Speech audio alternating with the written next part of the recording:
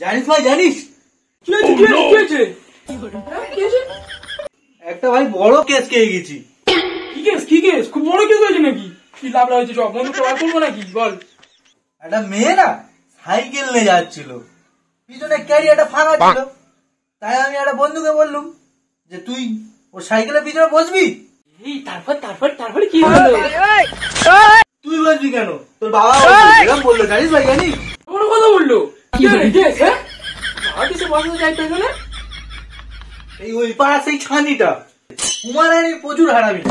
আমিও বলি যে তুই আমার বাগান নিয়ে যা যা পাঠিয়ে দে, কুমারানি আমার ফিরতে রাখছে। তারপরে কি হলো আমাকে একটু বল। তুই দাঁড়া, কথা বলতে বলতে ওইখানে ঢুকছিস কি আবার? কি ওইটা সেটা সেটা? আরে কি পাড়া কি সব বলছিস? এটা আমার ডার্লিং, ডার্লিং। ফোন করি মালগুলো নাকি শুনলাম, আগে শিওর জিজ্ঞেস করে ঠিক কিনা।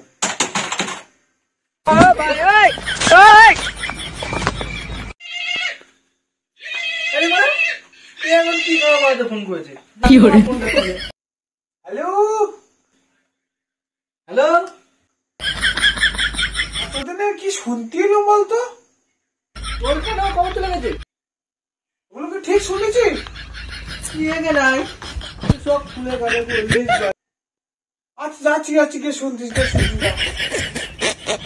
খুব জ্বালায় আজ।